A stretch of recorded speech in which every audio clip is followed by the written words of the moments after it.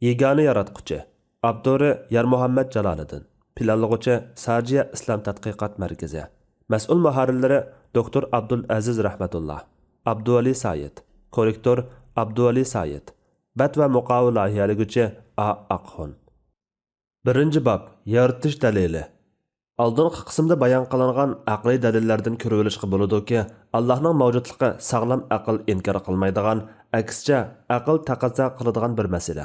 Bu vaqtdagi aqliy dalillar va bu dalillarni kuchli ilmiy va naqliy asoslar bilan qo'llovchi vahyi hamda ilm-fan haqiqatlari bizni Allohning shaksiz mavjud ekanligiga qoyil qilsa, aqliylikka to'yingan naqliy dalillar va bu naqliy dalillarni qo'llovchi ilmiy faktlar bizni Allohga va uning yakka yeganligiga bandachilik qilishga faqat uning tegishli ekanligiga qoyil qiladi.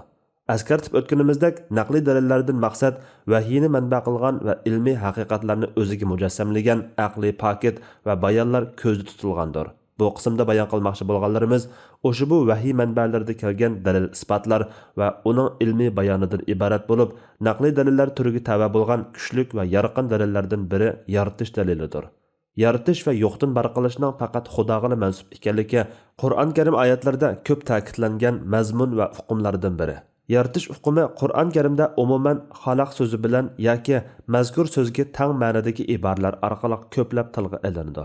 Yig'ib aytganda, Qur'onda koinot va uningdagi jami shay'larning maxluq, ya'ni yaralg'uch ekanligi va bu shay'larni barliqqa keltirguchining xoliq, ya'ni yaratquch ekanligi nihoyat ro'shan o'tirg'a qo'yilgan. Qur'on Karim Allohning mavjudligini dalillashda sog'lom aqlgami, suzuq qalbgami, qanoat va qoyillik olib kelguchi hamda yaratquchini eng tez tunib yetishga sabab bo'lg'uchi haqiqatlardan biri bo'lmish yaratish dalilini o'ttirg'a qo'ydi. Chunki shay'ini yo'qdan bar qilish, uni yo'qlik olamidan mavjudlik olamiga elib chiqish faqat Xudoning qo'lidan keladigan mutlaq qudratning ifodasi va tajallisidir. Dalillar ara Allohni tunishning sog'lom va qulay yo'li ana shu yaratish qudratining kimga taalluq ekanligini bilish va buning koinotdagi ko'rinishlarini idora qilishdan boshlanadi.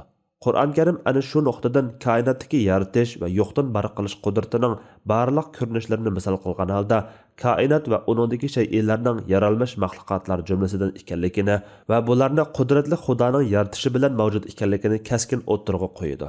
Aksicha, Xudodan o'zga hech bir mavjudiyatning mazkur qudratga ega emasligini hamda ega bo'lishining mumkin emasligini jang e'lon qilish tariqasida jakarlaydi. Qur'on Karim aytadi: "Ey insonlar, bir misol keltirildi. Uninga quloq solinglar. Shubhasizki, sizlar Allohni qo'yib cho'qinayotgan shay'larning hammasi yig'ilgan taqdirdami bir chivinni yarata olmaydi. Yaratish va yo'qdan bar qilish qudrati darvaqa odatda biz bilib va shohid bo'lib kelayotgan, tilimizda qo'llanib kelayotgan kashf qilish, ijod qilish va ixtiro qilishlardan butunlay farqlanadigan bir ahvoldir. Shundaqla bu faqat Allohga mansub xos ishdir. Qur'on Karim ilohiy qudratning koinot va uningdagi hadislarda aks etgan turli ifodalar haqida to'xtaladi. Shundaqla mazkur hadislarning manbasining va ularning mavjudlik olamiga operida bo'lishidagi sababning Alloh ekanligini, mundaqcha aytganda, barcha shay'lar faqatla Allohning yaratishi bilan mavjud ekanligini ko'rsatib o'tadi. Biz o'sha bu nuqtai nazarni tuvandagi oyatlardan so'zib olaymiz. Alloh osmonlarni va zaminni haq asosida yaratdi. Allah kechini kunduzga kirgizadi va kunduzni kechaga kirgizadi. Allah kun bilan oyni bandalarning manfaatiga bo'ysundirib berdi. Ularning har biri muayyan vaqtgacha, ya'ni qiyomatgacha o'z o'qida sayr qiladi. Bilinglarki, u, ya'ni Allah o'z ishida g'olibdir. Zumar surasi 5-oyat. Allah osmonlarni va yerni o'rnaksiz yaratquchidir. Allohning xotini yo'qtirsa, qandaqmi bolasi bo'lsin, hamma narsani Allah yaratgan, hamma narsani Allah obdan bilguchidir. An'am surasi 101-oyat. Osmonlarning va zaminning podshohligi Allohga xosdir. Allohning bolasi yo'qdir. Podshohlikda sherikimi yo'qdir. Allah hamma narsani yaratdi. Andan o'zining xohishi bo'yicha uninga munosib o'lchamni belgiladi. Furqon surasi 2-oyat. Allah hamma narsani yaratquchidir. Hamma narsaga homiydir. Ularni xohlagancha tasarruf qiladi. Zumar surasi 62-oyat. Allah hammani yaratquchidir. Yo'qlikdan paydo qilg'uchidir. Hamma narsaga surat, shakl bag'ishlag'uchidir. Eng chiroyli ismlarga egidir. Hashr surasi 24-oyat. Yuqorqi oyatlar osmon zamindan iborat koinotdagi jami shay'larning yaralmış maxluq ekanligini va Allohning yaratquchi ekanligini keskin ifodalab kelgan bo'lsa, bu yerda yana Allohning yaratish qudratiga dalil bo'lguchi koinot hodislari, jumladan insonlar, hayvonotlar, uchar qushlar, o'simlik va boshqa tabiat hodislariga doir faktlarni bayon qilib kelgan talay oyatlar mavjud. Qur'on Karim jonliq va jonsiz bo'lib, barliq shaylarni o'z ichiga olgan tabiat dunyosi hamda uningda yuz berib turadigan hodislar haqidagi bayonlarda mundoq deb ko'rsatdi. Osmonlarning va zaminning yaratilishida, kecha bilan kunduzning navbatlashishida, kishilarga foydali narsalarni elib dengizda uzib yurgan kemalarda, Allah bulutdan yağdırıp bergen, ölgen zaminni tirildirdigan yağmurda, yer yuziga tarqitib etgan hayvonotlarda, shamol yo'nalishlarining o'zgarib turishida, osmon zamin orasida bo'ysundirilgan bulutlarda, tushunadigan kishilar uchun albatta Allohning mavjudligi va uning birligini ko'rsatadigan dalillar bordir. Baqara surasi 164-oyat. Allah subhini qorong'udan yerib chiqarg'uchidir, ya'ni tongni yo'ritquchidir.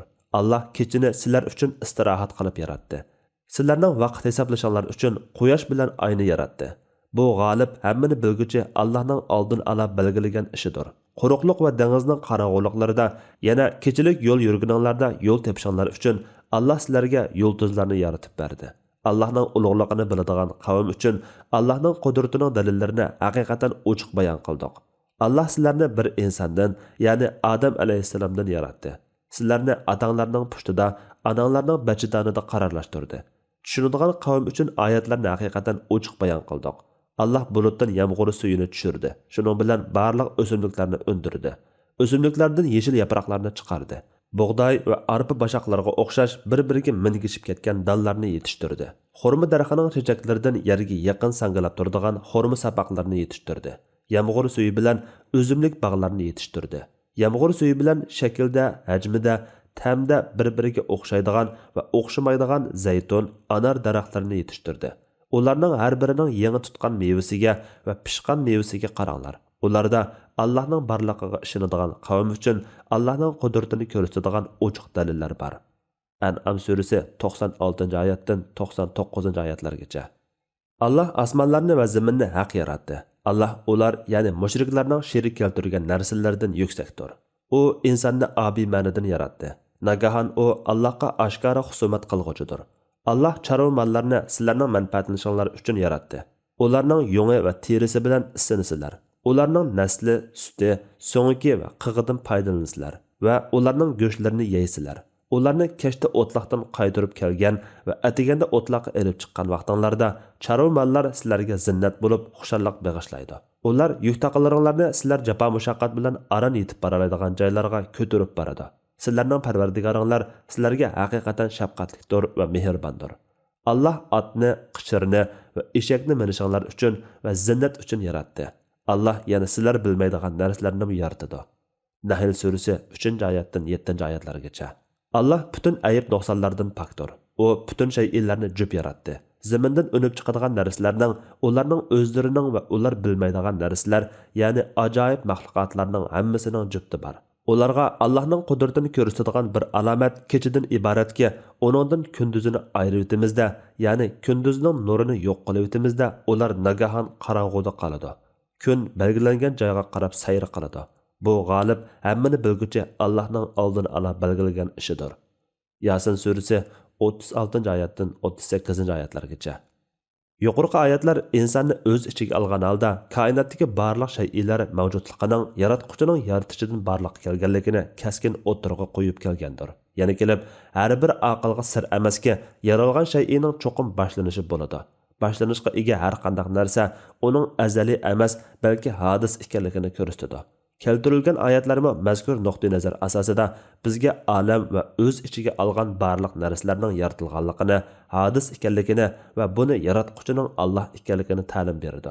Biz yana ilm-fan va aqliy dalillar orqali shuni bilib yetdikki, koinot azaliy emas, modda azaliy emas, balki hodis, ya'ni u paydo qilingan. Paydo qilinguchi hech qachon paydo qilg'uchisiz mavjud bo'la olmaydi. Paydo qilg'uchimi cho'qimki kuch-qudratda va yaratishda bo'lishga tegishlik barliq sifatlarga ega bo'lishi, shundaqla mavjudlikqa yo'qdan kelgan barliq shaylardan butunlay farqlanib turadigan bo'lishi kerak. Ya'ni u iloh bo'lishi va uning tangdoshi bo'lmasligi lozim. Qaraydigan bo'lsak, oyatlarda kelgan yaratish so'zida yuklangan ma'nolar mohiyatda olamdagi barliq shay'lar mavjudiyatining yaratquchini manba qildiganligini kaskin o'ttirg'a qo'yib keldi. Biz yanama ishkalligimizda Qur'on Karimning mazkur yaratish dalili asosida yaratquchining mavjudligi haqida mo'l aqliy quvvatga ega bayonlarni keltirganligini, buningdan sirt yana oyatlarning bizni sog'lom aqliy prinsiplar asosida mazkur yaratish dalili ustida tafakkur qilishga undayotganligini ko'ramiz.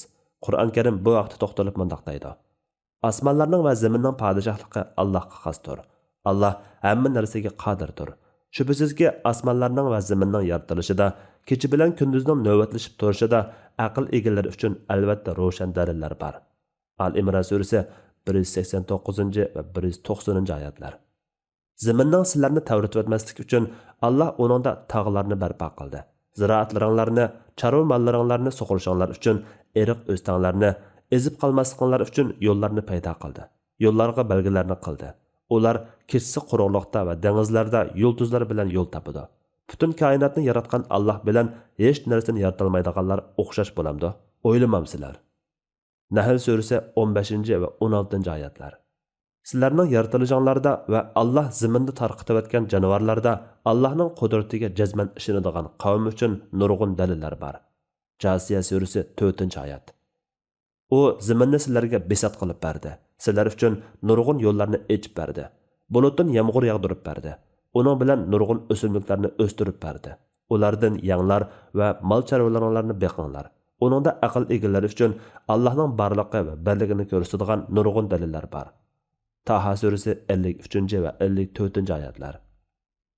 Mana bu oyatlar kaskin holda Allohning mavjudligini muayyanlashtirib qolmay, yana Allohning tub xosligi bo'lgan yaratishdan iborat buyuk qudratga ega ekanligidan hamda buning dalilining maxfiy emas, o'p-ochiq ekanligidan yaratquchining mavjudligiga doir dalil va uchurlarni butkul mavjudiyatlarda, jimi jonliq va jonsiz shay'larda, tabiat hodislarida topqili bo'lganligidan xabar berdi. Yaratish dalilida kelgan oyatlarning umum nuqtai nazarini xulosalaganda, mazkur oyatlardagi bayonlar bir nuqtadan kishini yaratquchi haqida to'g'ri bilim ma'rifat bilan ta'minlasa, yana bir nuqtadan aqliyatga boy xitoblar orqali yaratquchining mavjudligiga bo'lgan ishonchni, qanoatni kuchaytiradi. Yaratish haqidagi Qur'oniy dalillarning ahamiyati va ilmiy qimmati haqida Alloma Sha'raviy mundaq deydi: Mubodo biz Allohning mavjudligini moddiy dalillar orqali isbotlamoqchi bo'lganmiz, buni cho'qim yaratish dalilidan boshlamay bo'lmaydi. Chunki biz yaratish dalilini kecha-kunduz degida ko'rib, bevosita sezib, yashab kelyapmiz. Alayliq buncha ko'p shay'ini o'z ichiga olgan koinot inson yaratilishdan burunla barliqqa keltirilgan. Albuki bu hech kim muhokama qilishga jur'at qila olmaydigan darajada aniq masala bo'lib, taxi biror odamzod chiqib osmon zaminning yaratilishi inson yaralgandan keyin putgan deyilgan emas. Ya'ni yashashga mos keladigan yer shari, yo'riqlik berguvchi quyosh, kecha va kunduz, havo qatorliqlar mavjud bo'lmay turib, inson mavjud bo'lgan degan ma'noda hech kim bundoq bir gapni o'ttirib olib chiqqani yo'q. Balki inson kelganda hamma narsa u kelishdan va mavjudlikqa qadam qo'yishdan avval unga tayyor qilib berilgan edi. Barcha narsalar uning uchun hozirlab berilgan bo'lib qolmay, yana taxa uning kuch-qudratini besib tushadigan nurg'un narsalarni hech bir badalsiz uning foydalanishi va hayotlikqa kerakli jimiy ehtiyojlarida bahralanish uchun yaratib, bo'ysundirib berdi. Bu yerda yana talay narsalar bor. Alloh o narsalarni insonning xohlagancha bahralanish uchun yaratib bo'ysundirib bergan bo'lib, bu narsalarni qo'lga keltirish, zaminni obod qilib qurib chiqish ishi amalga oshgan qadar insonning tirishchanligi va amgikiga muhtoj. Demak, hech kim koinotning insonning hayotligi uchun avval yaratilganligi, u yaratilishdan avval zaminning uning raslab berilganligini aqlga taynib bir narsa deya olmaydi. Shunlashqami, Haq Taolo kelib bizga Alloh yer yuzidagi hamma narsani sizlarning foydalanishinglar uchun yaratdi. Andan osmonni yaratishga yuzlanib, uni qusursiz 7 osmon qilib tamomladi. Alloh har narsani bilguchidir. Baqara surasi 129-oyat. Deganida hech kishi aqliy nuqtadan chiqib e'tiroz bildira olgan emas. Koinot inson yaratilishdan avval yaratilib bo'lgan tursa, insonning o'z mavjudiyati va yaralishidan avvalgi bir ishda qandaqmi hassisi bo'lsin? Yuqorqi bayonlar koinotning yaralganligini aql inkor qilmaganidek, Qur'onning mazkur yaratish haqidagi bayonlarining aqlga tamoman uyg'un ekanligini hamda aqlning mazkur Qur'oniy bayonlarga qarshi chiqishining aqlning o'z funksiyasini yo'qotganligiga barobar bo'lganligini, ya'ni bunday qilishning qarisiga inkor qilishdan boshqa ish emasligini kuchli ifodalab berdi. Bundan boshqa yana Qur'onning faqat yaratish masalasini aytibli bo'ldi qilmasdan, aqlni yaratquchining mavjudligiga hamda uning mavjudotni yo'qdan bor qilganligiga taslim qilguvchi, qoyil qilguvchi aqliy tahlillarga yetaklaganligini ko'ramiz. Bu haqda Qur'on Karim mundaq deydi: yoki ular yaratquchisiz yaratilganmi, yoki ular o'zlari yaratquchimi, yoki ular osmonlarni va zaminni yaratganmi, balki ular ishonmaydi. Tur surasi 35 va 36 oyatlar. O'sha bu oyatdagi savol tarzi darvaqa tafsirshunoslar izoh berib o'tganidek inkor tusida kelgan savol uslubidir. Oyatda inson aqliyatiga aksi umliq yerlashgan olam qonuniyatlaridan sabab natija qonuniyati mohiyat tutqi qilingan. Bu nuqtadan oyatning ma'nosi ular yaratquchisiz yaratilgan emas. Shundaqla ular o'zlarini o'zi yaratganmi emas. Koinotni ular yaratgani yo'q, balki hammani Alloh yaratgan deganlikdir. Biz mazkur oyatda qo'yilgan savolning javobiga tutinganimizda, tashlangan savol tuvandagi bir qator ehtimollardan birining javobi bo'lishini kutgan bo'ladi. Ular o'zini o'zi yaratib olgan. Mumkin emas. Ularning mavjudlik kelishi tasadduqliq, safsata. Ular bir-birini yaratib olishgan. Paradoks, safsata. Ularni yaratquchi yaratgan. Barhaq. Ko'rilishga bo'ladiki, yuqorqi oyat aqlga hamda insonning saf vijdoniga savol tashlash orqali insonni sabab natija qonuniyatidan iborat yer yuzida izchil hukm surib kelayotgan mavjud qonuniyatga rioya qilishga samimiy javob berishga chaqirmoqda. Demak, mazkur Qur'oniy dalil har insonning logikasi, bilim sapasi o'rtaq qabul qila oladigan va har qanday sog'lom qalb qanoat topa oladigan metod orqali Allohning mavjudiyatining haq ekanligini dalillaydi. Shayxul Islom Ibn Taymiya mazkur oyat ustida to'xtalib mundaq deydi: oyatdagi Qur'oniy dalil inkor tusida kelgan bo'lib, mazkur oyat Allohning mavjudligi masalasining inson tabiatida yer olgan va ko'ngillarga o'rnab bo'lgan inkorga o'rin yo'q bir masala ekanligini bildirish uchun dalil bo'lib kelmoqda. Darvaqa, sog'lom tabiatga ega har qanday kishi paydo bo'lgan hadisning paydo qilg'uvchisiz barliq kelib qolganligini yoki hadis shay'ining o'zini o'zi paydo qilganligini da'vo qilolmaydi. Tafsirshunos olim Shayx Sa'di mazkur oyatning tafsirida mundaq deydi: mana bu oyat qarshi maydondagilar uchun haqiqatga taslim bo'lish yoki aql va dinning taqozosidan chiqishdan iborat ikki yo'lning biriga kelmay mumkin bo'lmaydigan bir metodni qo'llanmoqda. Mazkur dalil navbatda ularning Allohni yaratganligini inkor qilganligi sababidan kelib chiqqan muhim nuqtai nazarni o'tirg'a qo'ygandir. Yaralish masalasi mazkur oyatning nuqtai nazariga ko'ra aql nuqtasidanmi, shariat nuqtasidanmi tuvandagidek 3 xil ahvoldan xoli bo'la olmaydi. Ular yo'qdan bor bo'lgan, ya'ni ularni biror yaratquchi yaratmasimi bor bo'lib qolgan. Halbuki bu mutlaq mumkin emas. Ular o'zlarini o'zi yaratib olgan, biroq bu mumkin emas, chunki hech kim o'zini o'zi bor qila olmaydi. Mazkur ikki ehtimollik mumkin bo'lmagan ekan, uchinchi ehtimollik muayyanlashadi. U bo'lsa-mu, ularni yaratgan Alloh taoladir. Doktor Insof Ramazon mundaq deydi: olamning mavjudiyati 3 xil farazdan ayrilmaydi. Birinchisi o'zligidan mavjud bo'lgan degan faraz. Biroq bu mumkin emas, chunki yo'qlik barliqni keltirib chiqara olmaydi. Ikkinchi, o'zini o'zi bor qiladi. Biroq bu aql nuqtasidan mumkin emas, chunki bu xil faraz shay'ining oldi bilan o'z mavjudiyatidan burun bor bo'lishini talab qiladi. Uchinchi, Xudo yaratgan. Mana bu aqlga uyg'un bo'lib, boshqa ehtimolga o'rin yo'qdir. Doktor Ali Abdullah mazkur oyat haqidagi bayonida oyatda ifoda qilingan ma'noning vazn jihatdan aql tarosida to'limi ig'ir va kaskin ekanligi to'g'riliq o'z muayyanlashtirishlarini tuvandikcha o'tirg'a qo'ydi. Bu oyat o'tirg'a qo'ygan savollar haqiqatanmi aqlni yaratquchining mavjudligiga qoyil qiladigan shaklda o'tkirdir. Savolning o'tkirligi shu darajadaki javobidan suzib chiqilgan haqiqatni rad qilishga na bo'yin tavoqliq, na tarsaliq kar qilmaydi. Chunki oyat shay'ining sababsiz mavjud bo'lishining yoki shay'ining o'zini o'zi barliqqa keltirib olishining mumkin emasligini to'liq ro'shan ifodalab berdi. Bunday bo'lganda mazkur shay'ini vujudga keltirib, uni yo'qdan bar qilgan yaratquchining barliqiga taslim bo'lishdan boshqa yo'l qolmaydi. Darhaqiqat, mavjudotlarning mavjudiyatini tutqu qilish orqali yaratquchining mavjud ekanligini dalillash Qur'oniy va ilmiy metod bo'lib, bu dalil metodining muqaddimasi yaratish haqiqatini to'nib yetmak va bu turli qudratning faqatla Allohga xos ekanligini bilmakdan iborat. Buyuk islom mutafakkiri Faylasuf Ibn Rushd bu vaqtda to'xtalib mundaq deydi: yaratish dalili degan chog'imizda o'sha bu yaratishga dalil bo'lg'uchi shay'lar doirasiga jimi jandarlar, o'simliklar, samoviy mavjudotlar bo'lib hammasi kirib ketadi. Bo'libmi, mazkur Qur'oniy dalil metodi umum insonlar yengida istixiyalik holda mavjud bo'lib, bu dalil metodi bundaq ikki asos ustiga qurilgan. Birinchi, Mavjudotlarning hammasi ma'lum bir ixtironing mahsuli. Masalaning bu qismi navbatda jonliqlarda va o'simliklarda o'z-o'zidan ma'lum bo'lib, bu nuqta Qur'on Karimda tuvandagicha bayon qilindi. Shubhasizki sizlar Allohni qo'yib cho'qinayotgan shaylarning hammasi yig'ilgan taqdirdami bir chivinni yaratolmaydi. Haj surasi 73-oyat. Darvaqa biz jonsiz jismlarning dastlab mavjud bo'lganligini va jismlarning mavjudiyatidan keyin ondan ularda hayotlikning paydo bo'lganligini bilamiz. Bu bizni shaksiz ravishda bu yerda hayotlikni barliqqa keltirgan va uni ato qilgan birining barligi haqidagi bilimga ega qiladi. O'sha bu yo'qdan bar qilguvchi bo'lsa Xudodir. Osmonlarga nazar solganimizdami uningdagi to'xtovsiz harakatlardan uningmi o'zi cho'ridab olgan shaylarga ko'ngil bo'lishga buyurilganligini, yana kelib uning bizga bo'ysundirib berilganligini bilib yetamiz. Bu albatta taraddudsiz holda ana shundoq buyruq olg'uchi va bo'ysundiruvchi mavjudotlarning ma'lum tashqi omil tarafidan yo'qdan barliqqa keltirilganligini ko'rsatib berdi. Endi biz ikkinchi asos ustida to'xtalaylik. U bo'lsa-mu har qanday ixtiro qiling'uchining cho'qimki ixtiro qilg'uvchisi bo'ladi degandan iborat. Mushu ikki asos orqali mavjudiyatning barpochisi va bar qilg'uvchisi barliqqa sog'lom dalil bo'lib tutib chiqadi. Shunlashqa mazkur ikkinchi asos bo'yicha yo'l tutganda yaralgan shaylarning soni qadar ko'plagan dalillarni o'ttirib olib chiqqali bo'ladi. Shu sabab Allohni haqiqiy bilay degan kishining bo'libmi mavjudotlardagi ularning haqiqiy yaralganlik tabiatini tushunmoqchi bo'lgan kishining shaylar javhiridagi mohiyatni bilishi zarurdir. Chunki shaylarning kelish mohiyatini bilmagan kishi yaratish haqiqatini bilmaydi. Bu nuqtaga tuvandagi oyatda ishorat bor.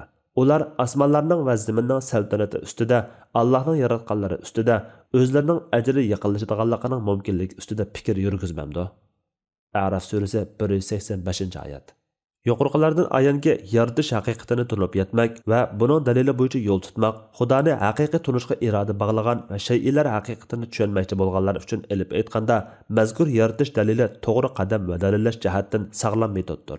Bu nuqtada Ibn Rushdning mazkur dalilda o'ttirg'i qo'yilgan nuqta nazarlarining tagiga yetishning aql ishlatish va tafakkur qanotlarini parvoz qildirish bilan bevosita munosabatli ekanligini muayyanlashtirishi alohida diqqat tortadi.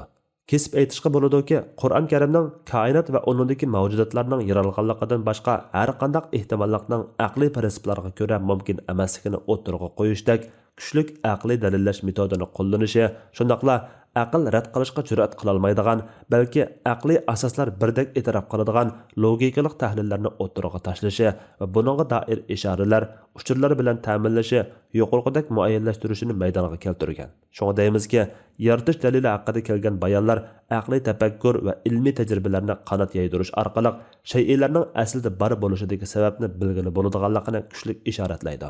Darvaqa, kunimizdagi ilm-fan haqiqatlari, ilm-fan bayqashlari va real tabiat hodislari haqidagi izdinish natijalarimi yaratquchining mavjudiyatini konkretlashtirganda koinot va undagi mavjudotning yaratquchisiz mavjud bo'lolmaydiganligini dalillamoqda.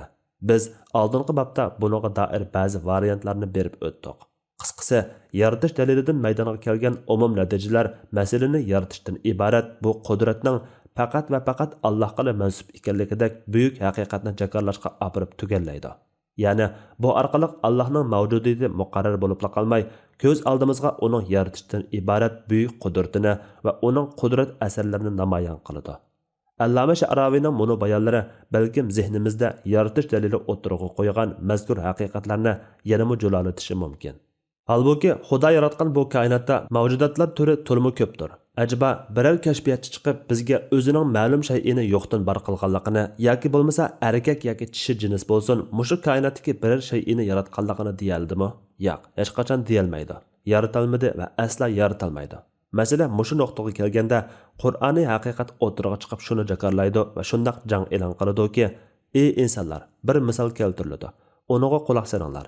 Shubhasizki sizlar Allohni qo'yib cho'qinayotgan shaylarning hammasi yig'ilgan taqdirdami bir chivinni yaratolmaydi. Darvaqa, bu ilohiy jakarda qiyomatga qadar qad ko'tarib turdi. Amaliyat shuki, dunyo olimlari hammasi bir yerga jam bo'lishgan taqdirdami bir chivinni yaratolmaydi. Navbatda insonlar oyga ulashdi, Marsga ulashyotdi. Yana buningdan halqishi mumkin. Biroq shu aniqki, Xudo insonning ilm-fan orqali mayli nimani kashf qilishiga yoki bayqishiga yo'l qo'ysin, uning qo'liga chivini yaratqudek qudratni asla tutqizmaydi. Bu o'z navbatida Xudoning qudrat mo'jizasi jumlasidandir. Faqat Allohla har bir shay'ini yaratquchi yagona zotdir. Ilm-fan amaliyotda Allohning yer yuzidagi qudrat haqiqatlarini qazib chiquvchi qurol xolos. Ammo u hech qachon shay'ini yo'qdan bar qilgan yaratquchi emas. Shunga Qur'on Karim bu haqda aniq qilib aytadi. Ana shu Alloh sizlarning parvardigoringlardir. Allohdan bo'lak hech ma'bud barhaq yo'qdir. U hamma narsani yaratquchidir. An'am surasi 102-oyat. Mana buningdanmi biz Allohning dunyodagi barliq shay'larning yaratquchisi ekanligini aqliy dalil asosida isbotlagan bo'lamiz. Bu yerda yana shuni eskartib o'tishga bo'ladiki, u bo'lsa-mu Qur'on Karimning nozil bo'lishdagi tub sababi va nishonning Xudoning mavjudiyatini isbotlash emasligidir. Shu aniqki, Qur'on Karimning tub nishoni faqatla Allohning mavjudiyatini isbotlashda bo'lmagan. Gerçi oyatlar o'z vaqtida Allohning mavjudiyatini iqror qilib turib, uning haqida turli xato va safsata e'tiqodlarga g'arq bo'lgan bir xalq arsida nozil bo'lgan bo'lsa-mu, ammo chaqiriqi va da'vat obyekti olam shumul bo'lgan. Bu Qur'on Karim xuddi o'ziga o'zi guvohlik berib aytganidek, insoniyatning dunyo va oxiratlik baxt saodatiga doir hech narsani o'zining bayon doirasidan chetda qoldirmagan. Jumladan aqidaning asosi uli va yildizi bo'lgan Allohning mavjudiyatining aql va naql nuqtasidan haqiqat ekanligi masalasimi shuning ichida. Shunga yaratish dalilida keltirgan oyatlardan ilingan ma'nolariga nazar tashlaganimizda, mazkur ma'nolarning Allohning mavjudiyatiga doir aqllarda kechgan tugunlarni yeyishga ul va asos ekanligi ma'lum bo'ladi. Biz Qur'onni hamma narsani kishilar muhtoj bo'ladigan diniy ishlarning hammasini tushuntirib beradigan, dillarga hidoyat, insoniyatga rahmat, musulmonlarga mangulik saodat bilan xush xabar yetkazadigan qilib nozil qildik. Nahl surasi 89-oyat. Ilm-fan va yaratish dalili. İslam nazarida naqliy dalillar manbasi faqat vahiyni manba qiladi. Uninga inson aqlining zarracha tasavvuri aralashib qolgan emas. Dünya tarixi nuqtasidan qaragan vaqtda bundan 14 asr avval Muhammad sallallohu alayhi va sallam orqali yetkazilgan bu Qur'oniy haqiqatlar insonlar aqlini manba qilgan ilm-fan haqiqatlariga hech vaqt zidlashib qolgani yo'q. Bundaq ahvol bugunga qadar ko'rilib boqmadi va ko'rilmaydiganligi muhaqqaqdir. Mazkur o'rinda biz shuni qayd qilib qo'ymoqchimizki, xuddi nazariyaviy va ilmiy asosni tashkil qilguvchi aqliy dalillardan koinot dalili, ilm-fan haqiqatlari bilan yanada kuchli ta'kidlashga erishgan bo'lsa, vahiydan iborat ilohiy xabarning moddiy paketi bo'lmish o'sha bu Qur'on Karimda ilgari surilgan yaratish dalilimi ana shu bayon qilingan ilm-fan haqiqatlari bilan cho'nqur bog'lanishlikqa ega. Buningga binoan mazkur yaratish dalilimi koinotning yaralganligini isbotlab kelgan ilm-fan natijalari bilan texmi kuchlangandir. Biz aqliy dalil haqidagi babda aql nuqtasidan shundaqla ilm-fan nuqtasidan olamning azaliy emasligini, uning boshlanishi bor va yo'qdan bor bo'lganligini hamda bu masalaning olamshunoslik sohasida ilm-fan haqiqatlariga aylanib bo'lganligini sharhlab o'tdik. Şunun bilan birga yana olamning yo'qdan bor bo'lganligi masalasining navbatda olam haqida bir qadar mukammal sharhga ega deb qaralayotgan cho'ng portlash ta'limoti asosida allaqachon ilmiy isbotga ega bo'lib bo'lganligini dalilladik. Shuningdek yana navoda mazkur olam nazariyasiga kelgusida ma'lum o'zgarish kirgizilgan yoki yana boshqacha olam modeli sharhi o'tirg'i qo'yilgan va olamning paydo bo'lish masalasi navbatdagidan o'xshamas tusda sharhlangan taqdirdami ilm-fanda olamning paydo bo'lganligini dalillaydigan qat'iy o'zgarmas ilmiy haqiqatlarning mavjudligini, jumladan o'zgarmas ilm-fan haqiqatlariga aylanib bo'lgan termodinamika 2-qonuni va olamning uzluksiz kengayotganligi qatorliq bir qator ilmiy haqiqatlarning bo'lishida olamning boshlanishi borligini va uning azaliy emas hodis ekanligini isbotlashga yetib oshadiganligini o'tirg'i qo'ydik. Buningdan shundoq yakunlashga bo'ladiki, olamning boshlanishi borligi, ya'ni yaralganligi aqida ilmiy istilohi bo'yicha ilib aytganda bo'lsa, uning azaliy emas hodis ekanligi naqliy va ilmiy haqiqat. Biz yana koinot dalilida hodis shay'larning cho'qim boshlanishi bo'lganligi va bu boshlanishni boshlatgan, ularni yo'qlik qorong'uligidan mavjudiyat yo'qligiga elib chiqqan bir kuchning, bir boshlatquchining cho'qim bo'lish kerakligini hamda buningda Xudodan o'zga birining tabiat va shuningga o'xshagan biror mavjudlikning bo'lishining safsati bo'lganligi qatorliqlarni dalillab o'tdik. Ko'rinib turibdiki, yaratish dalilida o'tirg'i qo'yilgan aqliyatga boy naqliy dalillarmi ilm-fan haqiqatlari bilan birdaklikni saqlamoqda. Chunki yaratish demak shay'ini yo'qdan bor qilish demakdir.